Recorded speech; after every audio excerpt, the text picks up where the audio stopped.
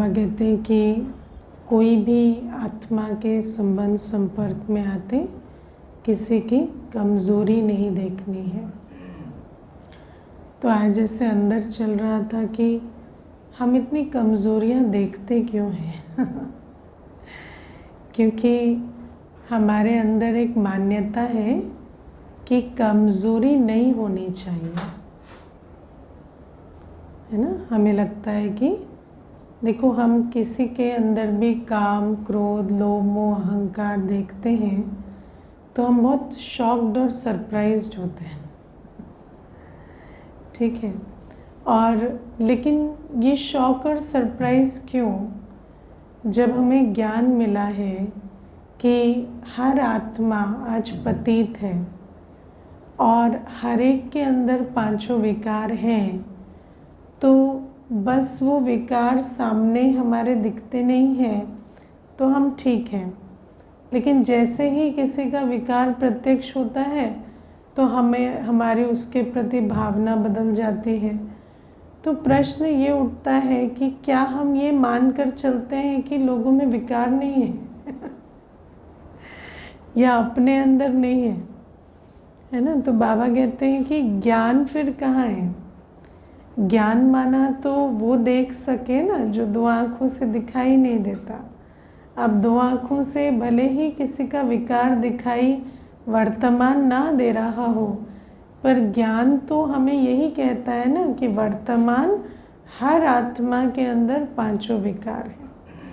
और कई बार कहेंगे अच्छा ठीक है, किसी में मोह दिख जाता है, कोई बात नहीं, काम विकार छी छी छी छी छी, उसकी तो ऐसी दृष्टिवृत्ति है, वो तो ऐसा पापी है, अजामिल है। अरे पर है ना वो तो रियलिटी है कलयुग की, उसमें इतना छीछी क्या है? छीछी तो कलयुग है ही ना। तो फिर उसमें इतना जजमेंटल होने वाली क्या बात है? या तो हम एक बबल में, एक इल्यूजन में रह रहे हैं कि हर एक आत्मा पवित्र है, जैसे अज्ञानी चलते हैं, या फिर हमें ज्ञान है कि ऐसा ही है, अब हर आत्मा के अंदर विकार है। तो विकार बुरी चीज़ है और वो नहीं होनी चाहिए, इस आइडिया से अगर हम चलते हैं तो हमें हर एक के अंदर कमज़ोरी जो है, देखो पता तो चलेगी, दिखाई तो देगी, लेकिन वो हमें जजमेंटल बनाएगी। और अगर हम ये समझते हैं कि कलयुग की रियलिटी है विकार, और वो बड़ी बात नहीं है, लेकिन बड़ी बात ये है कि आत्मा निर्विकारी बनने का पुरुषार्थ कर रही है या नहीं, है ना। विकार होना बड़ी बात नहीं है, निर्विकारी बनने का पुरुषार्थ करना बड़ी चीज़ है।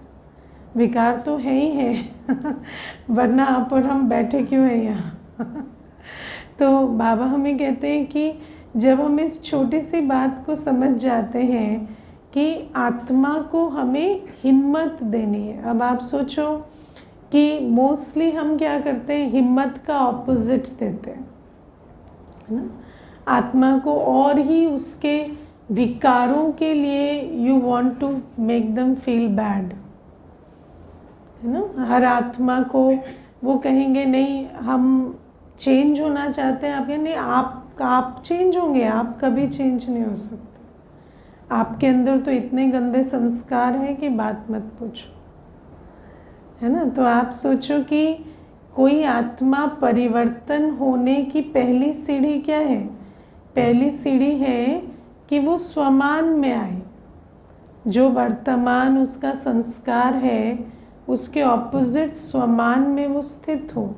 जब हम पहले पहले बाबा के पास आते हैं तो बाबा हमें पहला चैप्टर क्या पढ़ाते हैं? तुम शांत आत्मा हो, तुम पवित्र आत्मा हो।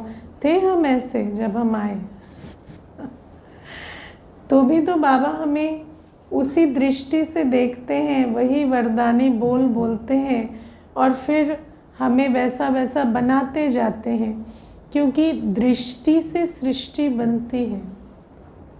आप जिसे जैसा देखेंगे वो वैसा बनते जाएंगे, ये बहुत सुंदर नियम है।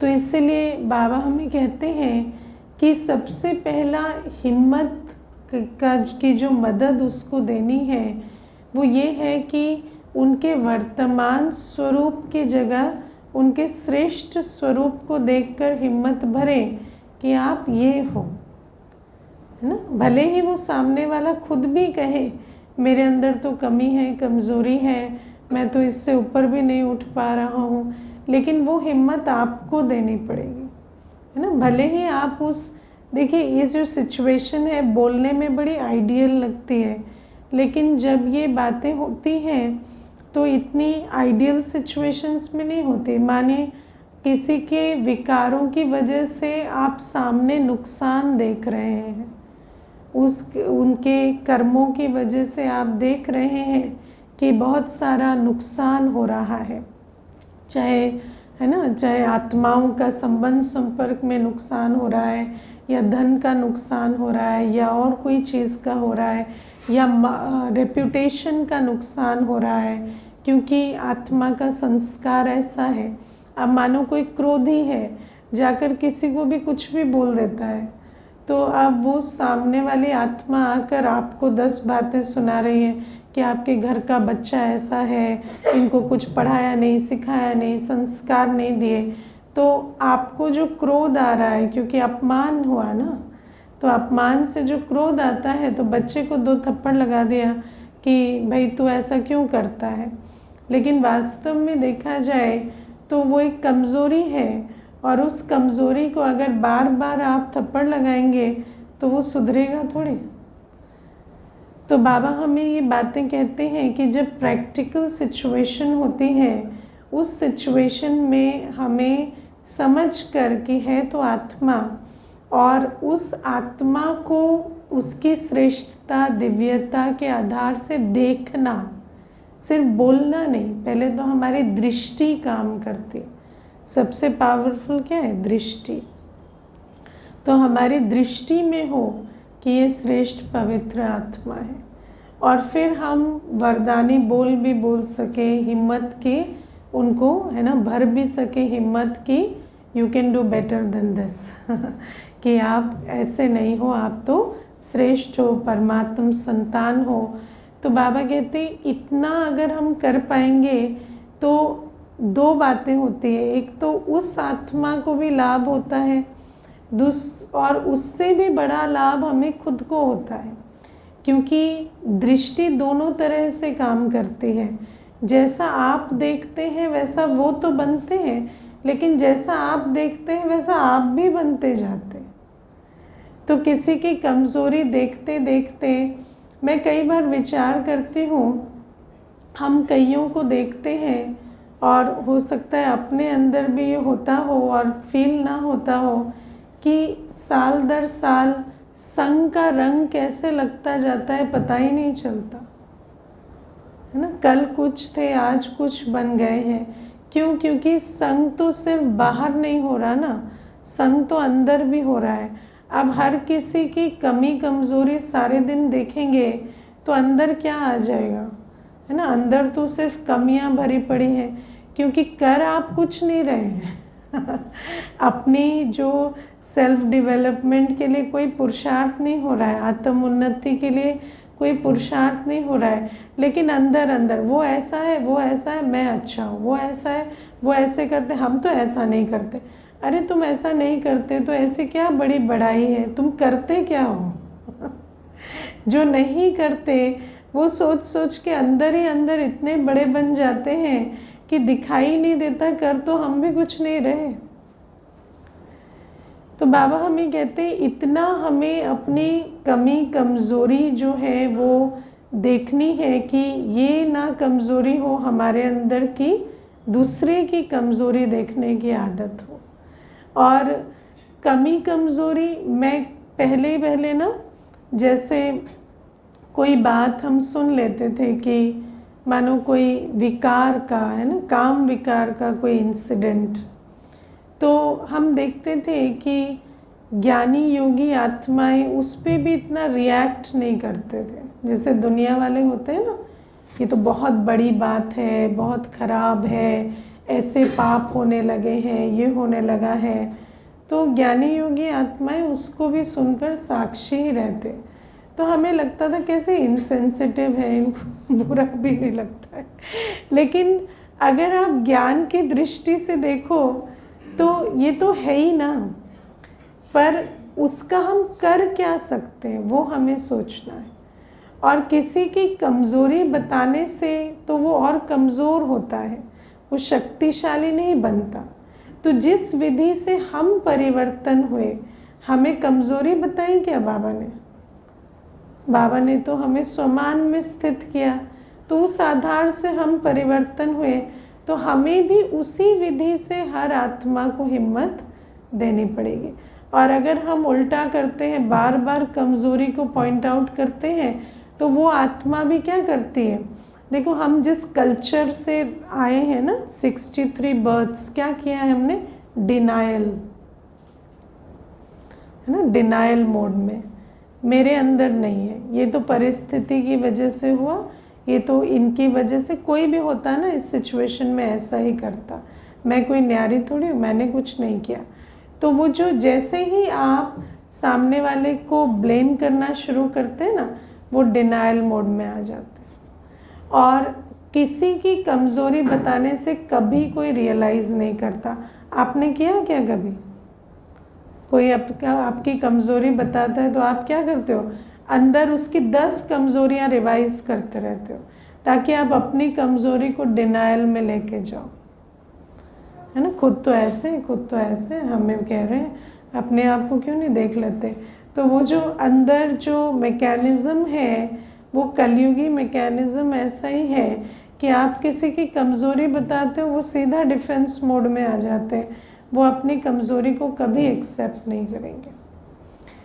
तो बाबा हमें कहते हैं, ये एक प्रॉमिस हमें बाबा को देना है कि हमें किसी की कमज़ोरी नहीं देखनी। लेकिन मुझे ऐसा लगता है कि हमारी अभी जैसे अव्यक्त वाणियों में तो बहुत सूक्ष्म बातें कही जाती हैं, लेकिन अगर आप देखें हमारी अवस्था तो बहुत नीचे रहती है। जैसे हम तो किसी की कर्मों की वजह से भी नहीं, हम तो बहुत चीज़ों की वजह से जो कर्म से भी रिलेटेड नहीं है, उनकी वजह से भी दृष्टि को दूसरे के प्रति श्रेष्ठ नहीं रखते। जैसे किसी का धर्म,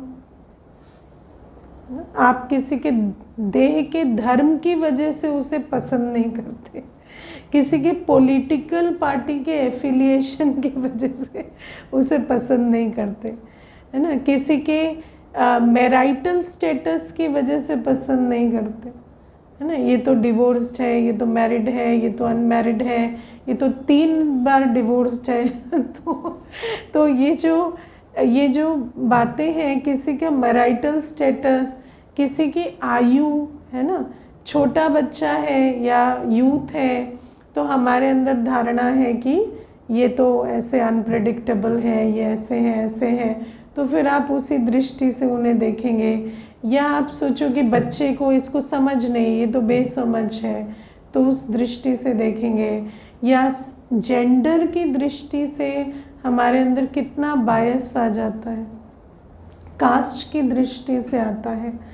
तो आप सोचो कि यहाँ तो हम किसी का कर्म तक भी नहीं जाते, किसी की लैंग्वेज, अगर कोई बात कर रहा है और आपको लगता है कि इनकी भाषा जो है वो वैसी नहीं है जैसा आप सोचते हैं एक अच्छी भाषा होनी चाहिए, है ना। और मैं अपशब्द की बात नहीं कर रही, ऐसा नहीं कि वो कोई गलत शब्दों का प्रयोग कर रहे हैं, पर जिसको हम कह देते हैं ना, ये तो गंवार है, इनकी तो भाषा ऐसे वाली है ना, ऐसे पॉश भाषा में बात नहीं करते, तो इस प्रकार से भी हम कईयों को रिजेक्ट कर देते हैं, है ना। और आप सोचो कि मैं आपको एक इसमें इंसिडेंट बताती हूँ।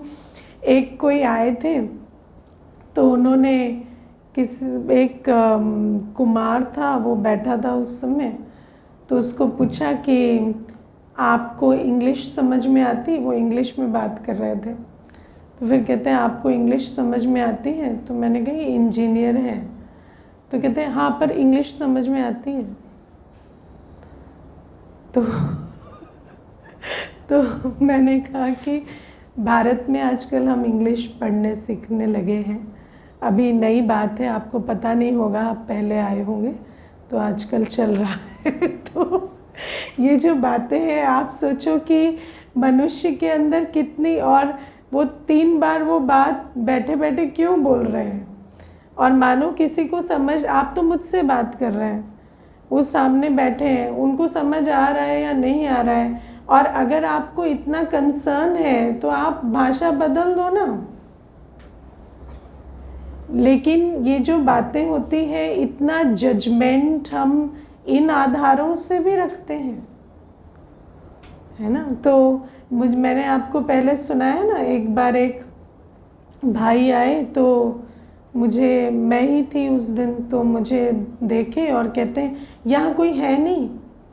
तो मैंने कहा मैं हूँ। तो कहते कि नहीं, कोई भाई नहीं है। तो मैंने कहा अभी तो नहीं है। तो बोले कि अच्छा ठीक है, फिर कब आऊँ मैं। तो मैंने कहा कि अगर आपको ठीक लगे तो आप मुझसे भी बात कर सकते, और एक बार ट्राई करके देख लीजिए। तो फिर वो बात करने लगे, तो बात करते करते कंफर्टेबल हो गए। फिर अगले दिन कहते हैं कि अगले दिन कितने बजे आना है। तो मैंने कहा 11 बजे आ जाएगा। फिर मैंने कहा मैं ही मिलूँगी, लेकिन ठीक है ना आपको। तो कहते हैं हाँ हाँ ठीक है। तो आप सोचो कि मनुष्य के अंदर कितना प्रेजुडिस होता है कि, लेकिन बात ये है, ये तो चलो हम अज्ञानियों की कहानी सुना रहे हैं, लेकिन ज्ञान में भी तो हम वही संस्कार लेकर आते हैं ना। तो हमें अपने आप को चेक करना है कि क्या हमने उन संस्कारों को परिवर्तन किया है। क्योंकि अभी भी अगर आप देखें तो हमारी ये जो भाषा बदल जाती है, दृष्टि बदल जाती है, या हमारा सम्मान या रिगार्ड उस प्रकार का नहीं रहता। पद पोजीशन के आधार से हमारा कितना डिफरेंस आ जाता है हमारी दृष्टि में। तो दृष्टि तो वृत्ति से कनेक्टेड है ना, और वो वृत्ति तो कितने समय से देखो टेंटेड होती आ रही है, क्योंकि हम देह अभिमान में रहे हैं, तो वृत्ति पर तो बहुत लेप छेप लगा हुआ है, और एकदम से वृत्ति शिफ्ट हो जाती है, दृष्टि बदल जाती है। अब आप सोचो, दृष्टि से सृष्टि बनती है, तो हमारी दृष्टि भी क्या एक समान रहती है, आत्मिक दृष्टि रहती है। क्योंकि बाबा ने आज हमें जो हाईएस्ट की सब्जेक्ट में बताया, वो यही बताया कि ऊंचे ते ऊंचे बाबा को जानने से हमारी दृष्टि, वृत्ति, स्मृति, कृति सब ऊंचे ते ऊंची बन गई। लेकिन हम चेक करें कि ऊंचे ते ऊंची बनी है ना। क्योंकि अभी भी तो दृष्टि में बहुत सारी प्रॉब्लम्स हैं, और एकदम से दृष्टि देख लेती है ना, कि ये यहाँ रहते हैं, ये इस एरिया से आए हैं, है ना, ये इस जेंडर के हैं, है ना, ये स्त्री है, ये पुरुष है। भाइयों को देखेंगे तो भाइयों के प्रति अलग विज़न, बहनों को देखेंगे तो अलग विज़न। तो ये सारी जो चीज़ें हैं, इसको हमें चेक और चेंज करना होगा। क्योंकि सिर्फ ये नहीं कि जब हम किसी की कमी कमज़ोरी देखते हैं, पर देहाभिमान की दृष्टि एज इट इज़ एक कमज़ोरी देखने वाली, या ये लेस दैन, ये ग्रेटर दैन है, वो वाली दृष्टि होती है।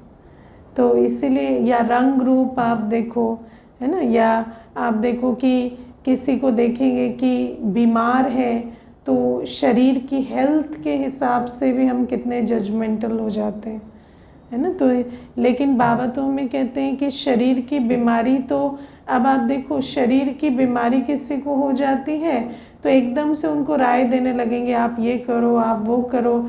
लेकिन प्रैक्टिकल बात ये है कि शरीर की बीमारी का लेन देन सिर्फ लाइफस्टाइल से नहीं होता है, कर्मों के हिसाब किताब से होता है। तो हम ये कह सकते हैं, लेकिन जब हम ये मानते हैं कि शरीर की बीमारी का लेन देन लाइफस्टाइल से, जबकि बाबा हमें कहता है कि शरीर तो कर्म भोग का साधन बनता है, लेकिन फिर भी जैसे ही किसी को बीमार देखेंगे उसको भाषण देना शुरू कर देंगे कि ये खाया करो, वो पिया करो, ये ऐसे किया करो, वैसे किया करो। हाँ ठीक है, वो भी देना चाहिए, क्योंकि अब तो जो बेस्ट है वो करना है, लेकिन वृत्ति क्या है?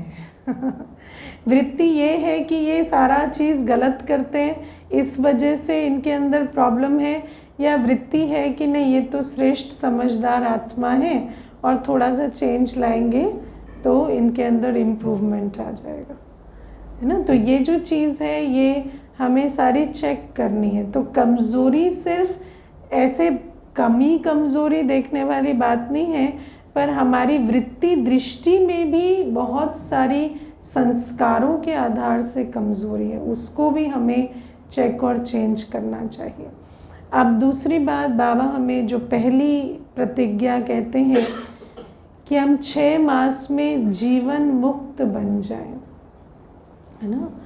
और बाबा कहते कितने भी विघ्न आए, परिस्थितियाँ आए, साधनों की आकर्षण हो, उन सब के बीच हम जीवन मुक्त बन जाएं, माना उनका प्रभाव हम पर ना पड़े, ऐसी हमें अवस्था बनानी है। अब विघ्न परिस्थितियाँ, और बाबा देखो आज बहुत अच्छी साधन की इंक्लूजन उसमें करते हैं, क्योंकि कई बार हम विघ्नों परिस्थितियों में तो प्रभाव से मुक्त रह जाते हैं, लेकिन साधनों के प्रभाव में आ जाते हैं।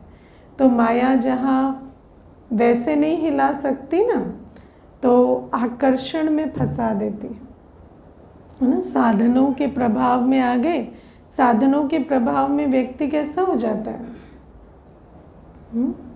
बहुत कमज़ोर, है ना। आप सोचो जब लॉकडाउन लगा तो मनुष्य को चिंता क्या थी? खाना कौन बनाएगा, सफाई कौन करेगा, है ना। मेड्स नहीं आ रहे हैं।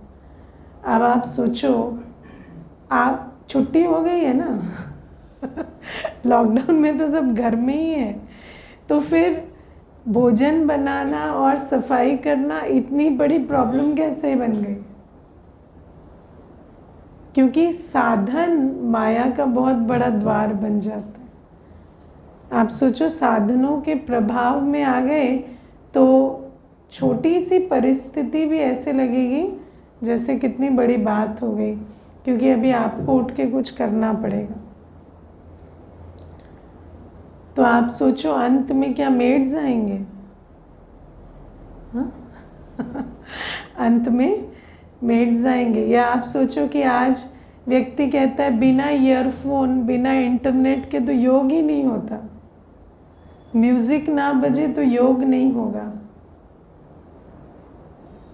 अब म्यूजिक ना बजे तो साइलेंस में हम बाबा को याद भी नहीं कर सकते। मैं देखती हूँ बाबा कमरे में भी ईयरफोन लगा के बैठ जाते हैं, है ना। तो ये मधुबन में भी ऐसे करते हैं मधुबन में बाबा कमरे में ईयरफोन लगा के बैठे रहते हैं। तो बाबा हमें कहते हैं कि ये जो साधन है, साधन आपको इतना प्रभावित कर देते कि आपको लगता है बिना इस साधन के तो ये चीज़ हो ही नहीं सकती, योग लग ही नहीं सकता, सेवा हो ही नहीं सकती, या जीवन भी नहीं चल सकती बिना इस साधन के। पुरुषार्थ और सेवा तो दूसरी सब्जेक्ट है, बिना साधन के हम जी कैसे सकेंगे वो भी लगने लगता है। और बाबा कहते साधन बढ़ेंगे, आपने सुना? तो साधन बढ़ेंगे ना। आजकल क्या है, आप एक रिमोट से सारे पंखे बिजली सब जलाते हैं और हर प्रकार की सुविधाएं आजकल होने लगी हैं। तो बाबा कहते हैं लेकिन साधनों के प्रभाव में नहीं आए, क्योंकि साधनों के प्रभाव में आए तो जीवन मुक्त स्थिति नहीं बनेगी। साधनों के प्रभाव वाले बहुत कमज़ोर होते, संकल्प ही कमज़ोर हो जाएंगे। ये तो हो ही नहीं सकता बिना साधन के, ऐसा लगेगा, है ना। अभी मुझे याद है गैस में कुछ प्रॉब्लम आ गई थी उसके पाइप में, तो किसी ने मुझे पूछा अभी भोजन कैसे बनेगा? तो मैंने कहा भोजन के गैस से ही बनता है क्या? भोजन बन जाएगा। अभी तो तुम्हारे पास 2-2 अवन रखे, अगर अवन भी नहीं होंगे तो भी बनेगा। वैसे भी तो आप, है ना, कोई चीज़ मिक्स करके भोजन ले सकते हैं, ऐसा क्या है? कितनी सारी ड्राई चीज़ें होती है, कितना कुछ होता है, सैलड है, फ्रूट है। तो मैंने कहा हफ्ते भर तो ऐसे प्रश्न नहीं पूछना, उसके आगे पूछना। अगर हफ्ते भर से भी ज़्यादा हुआ तो फिर देखेंगे। लेकिन वो बात अलग है कि बाबा की मदद होती, 2 ही घंटे में वो ठीक हो गया था। लेकिन बाबा हमें कहते हैं कि साधन के भी आदी हो जाए, है ना, एक गैस के भी आदी हो जाएंगे तो कितने संकल्प चलेंगे। और कैसे संकल्प चलते? कमज़ोर संकल्प। साधनों के आदी होने से हमेशा साधन की एब्सेंस में कमज़ोर संकल्प चलते, तो जीवन मुक्त कहाँ हुए? और बाबा कहते हैं फिर विघ्न, परिस्थितियाँ, बातें तो आएंगी। बाबा कहते हैं हर प्रकार की विघ्न परिस्थितियाँ तो बढ़ेंगी, और उन सब के बीच अपनी आत्मिक स्थिति में रहकर हमें सुख स्वरूप, शांत स्वरूप रहना है। ऐसी अवस्था हमें कब तक बनानी है? 6 महीने तक। लेकिन ये बात 6 मिनट में भूल नहीं जानी है, टारगेट रखेंगे। क्योंकि देखो बिना प्लान के, आज बाबा ने प्लान का भी महत्व बताया हमें कि बिना प्लानिंग के तो कुछ भी नहीं होता ना। आज आप सुबह उठते भी हैं तो प्लान करते हैं ना कि इतने मुझे उठना है, ये करना है। अगर प्लान ही नहीं है तो संकल्प ही नहीं है तो वो होना तो नहीं है। तो अपना प्लान बनाएं। और मैं आपको एक पर्सनल यहाँ पर बात बताती हूँ कि ये तो आज मुरली चली 6 महीने की, लेकिन लास्ट संडे को जब हम योग में बैठे थे तो शाम को, तो मुझे ऐसे लग रहा था जैसे बाबा कह रहे हैं कि 6 महीने में सब तैयार हो जाओ। तो ये 6 महीने वाली बात जो है ये वैसे भी आजकल बहुत संकल्प में आती है कि 6 महीने में हमें तैयार हो जाना। क्योंकि देखो अंत की सेवा भी तो करनी है, सिर्फ ऐसा थोड़ी वापस ही जाना है। वापस तो सभी जाएंगे, लेकिन हमें तो संपूर्ण बनकर सेवा कर कर वापस जाना है ना। ऐसी अवस्था में कैसे वापस जाएंगे? तो बाबा हमें ये 6 महीने का जो पक्का करा रहे हैं, उस 6 महीने को हमें बहुत अटेंशन देना है। तो आज से पूरा कैलेंडर मार्क करके रखो और 6 महीने के लिए टारगेट रखो कि कमी कमज़ोरी नहीं देखनी। किसी की भी कमी कमज़ोरी है तो इसको हिम्मत भरनी है। और सबसे बड़ी बात क्या है? देखो कमी कमज़ोरी हम किसकी देख रहे हैं? जो हमारे सम्मुख है, ठीक है। और जो हमारे सम्मुख है ना, वो ही हमारे हैं, वही है ना जिनके साथ आपको व्यवहार, व्यापार, कारोबार जो भी करना है, संबंध, संपर्क, वही आपका एसेट है संबंध के रूप में। और आप अगर सारे दिन उनकी कमज़ोरी देखेंगे तो आप क्या कर रहे हैं? ऑलरेडी आपका एसेट इतना अच्छा नहीं है। उसको आप और बिगाड़ते जा रहे हैं, है ना। अब आप बार बार कहें वो पड़ोसी का बच्चा बहुत अच्छा है, तू तो ऐसा है, तो भी तो यही बच्चा है ना। तो भी यही है, इसी के साथ ही आपको चलाना है। तो बाबा हमें कहते हैं कम से कम इतनी अक्ल तो हमें होनी चाहिए ना, जो हमारा है उसको तो बेहतर बनाएं। उसके अंदर ही अगर कमी कमज़ोरी देखेंगे, हाँ वैसे मुरली सुनते हैं तो अवेयरनेस आती है, तो उन पर हम काम करते हैं, लेकिन अन्य समय में तो दृष्टि अपने प्रति, अन्यों के प्रति श्रेष्ठ रख के चले। तो ये भी बाबा हमें जो 6 मंथ का प्रोजेक्ट देते हैं, इस पर अटेंशन देना है। फिर बाबा आज हमें कहते हैं तुम होलीएस्ट हो, हाईएस्ट हो, लकीएस्ट हो, रिचेस्ट हो, विदाउट क्वेश्चन, लेकिन तुम्हें ये भाग्य याद रखना पड़ेगा, है ना। और भाग्य याद रखने से भी पहले भाग्य को काम में लगाना पड़ेगा, ठीक है, जो चीज़ कभी यूज़ नहीं होती वो याद रहेगी क्या? जो कभी यूज़ नहीं होती वो याद कैसे रहेगी, है ना? तो बाबा हमें कहते हैं तुम होलीएस्ट हो, तुम्हारे अंदर इतनी शक्ति है कि तुम प्रकृति और आत्माओं को भी पवित्र बना सकते हो। यूज़ करते उस पावर को,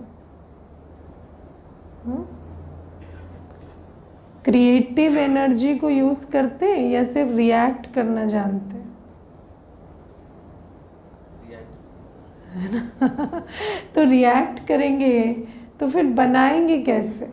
बाबा कहते तुम सारे विश्व को परिवर्तन कर सकते हो और कहते हो ये जो आसपास की परिस्थिति है, आत्माएं हैं, ये परिवर्तन खुद होनी चाहिए। तो आप कर नहीं सकते क्या उनको? अपने मीठे बोल से, अपनी दृष्टि से, अपने श्रेष्ठ वृत्ति से, है ना, उनको हिम्मत देकर, उमंग उत्साह भरकर उनको परिवर्तन करो। और परिवर्तन तो ऐसा नहीं होगा ना आप आराम करें वो परिवर्तन हो जाए, आपको करना पड़ेगा। बनाने में तो काम करना पड़ता है ना? और बनाने के लिए तो आपको भी देखो, दुनिया में कहते हैं कि माता पिता का एक ही काम होता है, बच्चे को बनाना, है ना? और अगर आप अपना प्रोजेक्ट ठीक से हैंडल नहीं करते तो वही आपकी लाइबिलिटी बन जाती है। तो आसपास जो भी है उन आत्माओं को बनाना तो आपकी जिम्मेवारी है ना, कि सिर्फ उनकी कमी कमज़ोरी पॉइंट आउट करना हमारी ड्यूटी। तो बाबा कहते हैं अपनी दृष्टि से, वृत्ति से, वाणी से, अपने कर्मों से उनको प्रेरणा देकर आगे बढ़ाओ। वो नहीं करते, आप करो, 10 बार करोगे तो वो भी करेगा। मैं आपको इसमें एक यज्ञ की बात बताती हूँ कि एक बार ब्रह्मा बाबा ने पांडव भवन में, उस समय बाबा तो साकार में वहीं रहे, तो वहाँ पार्टी आई हुई थी। तो उस पार्टी को बाबा ने भोली दादी को बुलाया और बोला इनको ना सुबह लापसी खिलाएंगे। लापसी समझते हो, जो दलिए की मीठी लापसी बनती। तो दादी चुप रही। तो फिर बाबा ने पूछा कि दलिया साफ है, क्योंकि उस समय तो अनाज सारा साफ होता था। तो दादी ने कहा नहीं, हो जाएगा। तो जैसे ही, तो अब आप सोचो इतनी बड़ी पार्टी के लिए दलिया साफ होगा, है ना, बनेगा, तो उसमें काफ़ी एफर्ट लगेगा, तो एक दादी तो नहीं कर सकेगी। तो फिर बाबा ने क्या किया, क्लास ख़त्म होते ही सारा आंगन में मंगाया दलिया और खुद बाबा थालियाँ लेके बैठ गया। तो फिर सब थालियाँ लेकर आए और सब थोड़ा थोड़ा साफ़ करने लगे। तो 1 घंटे में सारा दलिया साफ हो गया था। क्यों? क्योंकि बाबा खुद बैठा। तो बाबा कहते हैं ये जो होलीएस्ट है, परिवर्तन करने की विधि, शक्ति, धैर्यता, सब कुछ तुम्हारे पास होनी चाहिए। तब तो जाकर कल प्रकृति भी हमें पवित्र शरीर देगी ना। अगर हम प्रकृति को, आत्माओं को उतना सुख ना दें तो कल प्रकृति हमें पवित्र शरीर कैसे देगी? तो परिवर्तन करना, पवित्र बनाना, है ना, चाहे आलस्य हो, चाहे कोई और विकार हो, किसी का छुड़ाना अपने स्वभाव से, अपने कर्मों से, उतनी हमारे अंदर ताकत होनी चाहिए, है ना। फिर बाबा हमें कहते तुम हाईएस्ट हो। तो जैसे बाबा ने कहा कि एक तो ऊंचे ते ऊंचे बाप को जानते हो, और ऊंचे बाप को जानने से तुम्हारी स्मृति, वृत्ति, दृष्टि और कृति सब ऊंची हो गई। लेकिन हम चेक करें कि बाबा ने हमें सच में इतनी ऊंची स्मृति कि हर एक सिर्फ एक आत्मा है ये दी, लेकिन हम क्या वो ब्रदरली दृष्टि, वो आत्मिक वृत्ति रखते हैं, या अभी भी हमें देह और बाकी चीज़ें दिखाई देती। जो पहले हाफ में डिस्कस किया कि अगर अभी भी देह और पद पोजीशन ये वो दिखाई देता है तो इसका मतलब फिर हमारी दृष्टि जो है अभी ऊंची नहीं बनी। मैं आपको लेकिन इसमें एक और बात बताती हूँ, दृष्टि और व्यवहार है ना, ये दोनों में भी हमें समझ रखनी होती है। मैंने एक भाई को देखा, ऑफिस में हमारे साथ था, ज्ञान में चलता था वो भाई, तो ऑफिसर के सामने जाता था ना तो कुर्सी खींच के बड़े अजीब तरीके से बैठता था, पैर पर पैर चढ़ाकर। तो ऐसा लगता था जैसे ऑफिसर को चैलेंज कर रहा हो कि मैं आपसे बड़ा ऑफिसर हूँ। तो मैंने एक दिन, मुझे वो बात थोड़ी वाइब्रेशनली ऐसे ठीक नहीं लगती थी, तो मैंने एक दिन उसको पूछा कि आप, और वैसे नॉर्मली ठीक रहता था तो मैंने एक दिन उसको ये बात ऐसे पॉइंट आउट की, तो मुझे कहते तो क्या हो गया, वो भी आत्मा है, मैं भी आत्मा हूँ। तो मैंने कहा वो तो ठीक है, पर आप उस ऑफिस में जब बैठे हो तो आप तो उस पोजीशन के हिसाब से तो आपकी अलग है और उनकी अलग है ना, तो आप उसका सम्मान नहीं करेंगे। तो कहते तो मैंने क्या अपमान कर दिया, मैंने तो कुछ नहीं किया। तो ये जो बात है ये मैं आपको क्यों सुना रही हूँ, क्योंकि दृष्टि में आत्मिक दृष्टि हो, है ना, स्नेह की भावना हो, लेकिन जो डेकोरम है वो मेंटेन करना पड़ता है, उसका भी हमें बैलेंस बनाना पड़ता है, क्योंकि कई बार ये दो धारी तलवार की तरह काम करता है। मैं आपको इसमें एक और बात बताती हूँ। एक बार एक भाई थे जिनको मतलब लिटरली निकाला गया था, क्योंकि वैसे तो बाबा के घर से किसी को निकाला नहीं जाता, लेकिन उनको निकाला गया था क्योंकि वो कहने लगे कि जब दादी के तन में बाप दादा आते हैं तो मैं भाकी क्यों नहीं पहन सकता, मैं गले क्यों नहीं लगा सकता। तो अब आप सोचो कि फीमेल बॉडी है ना भले ही परमात्म अवतरण होता है, लेकिन आपको उस बॉडी का सम्मान तो करना पड़ेगा ना। तो वो जो वो जिद एक का रूप एक तरह से उस बात ने ले लिया, और फिर उनको लिटरली ऐसा लगा कि जैसे ये फोर्स अप्लाई करने लगे, तो उनको निकाला गया। तो आप सोचो कि ऐसी भी बातें हो जाती हैं। तो ऐसा नहीं कि हम तो आत्मा आत्मा हैं, तो है ना, बहन के साथ भी वैसा ही बर्ताव करने लगे जैसे भाई के साथ करते हैं। तो ये वाली चीज़ें भी फिर नहीं करनी है हमें। ना तो हमें सम्मान भी रखना है, क्योंकि जो सोशल कायदा है, और हमारे अंदर जजमेंट या बायस भी नहीं होना चाहिए।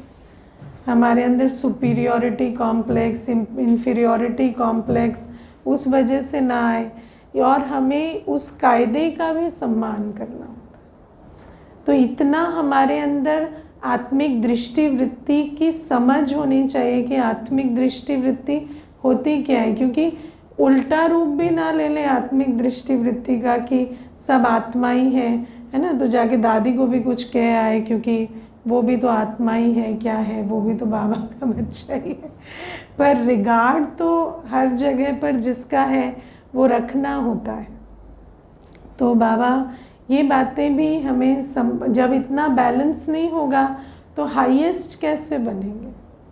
हाईएस्ट तो तब बनेंगे ना जब स्वमान में रहे, सम्मान दे सके, है ना, और अपने स्वमान को, या स्वमान नहीं है तो देहाभिमान को फीड करने के लिए दूसरे का अपमान करने लगे आत्मिक दृष्टि के नाम पे, तो वो तो ठीक नहीं है ना। तो ये भी चीज़ है।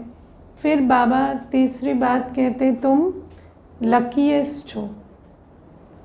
और लकीएस्ट क्यों हो, क्योंकि इस समय हमें बाबा वो कर्म सिखला रहे हैं जिन कर्मों को सीखकर हम तन मन धन सब सर्व सुखों के अधिकारी बन जाते हैं।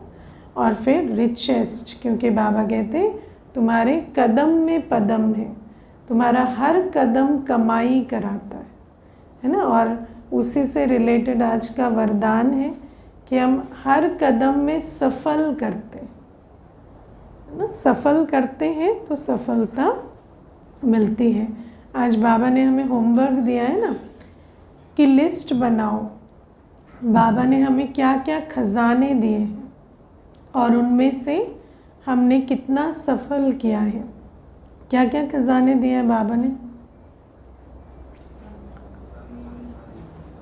तन मन धन तो पहले भी था, और बाबा ने क्या दिया? समय श्वास संकल्प और मन वचन कर्म। उसके आगे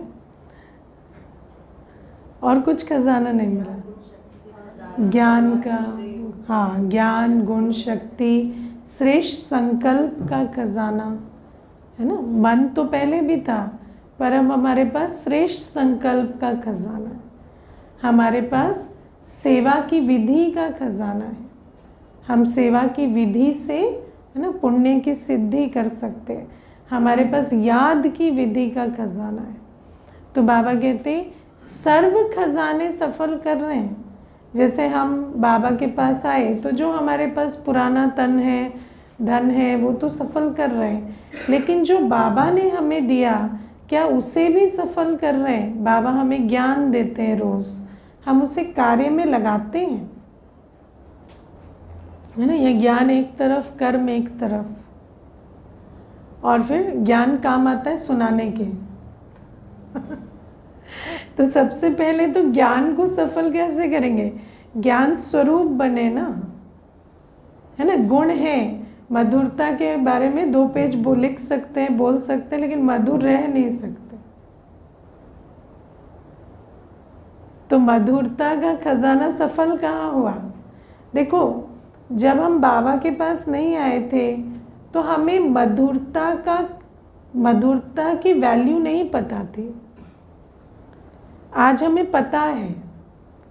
आज बाबा हमें सिखाते हैं कि मधुरता, सहनशीलता, धैर्यता कितने बड़े गुण हैं, और इन गुणों से हम क्या से क्या बन सकते हैं, बना सकते हैं, पर क्या हम उस खजाने को सफल करते हैं? तो बाबा हमें कहते हैं कि ये सारे खजाने, गुण, शक्तियाँ, ज्ञान का खजाना, योग की विधि, कितना बड़ी प्रॉपर्टी है जो बाबा हमें देते हैं कि तुम अपने को आत्मा समझ बाबा को याद कर विकर्म विनाश करो। पर हम उस खजाने को सफल करते हैं, है ना। तो बाबा कहते कदम में पदम तो तब होंगे ना जब भौतिक खजाने और ईश्वरीय खजाने दोनों को सफल करेंगे। और भौतिक खजानों को अगर सफल नहीं करते तो वही खजाने माया का द्वार भी बनते, क्योंकि उसी तन मन धन से पाप भी होता है।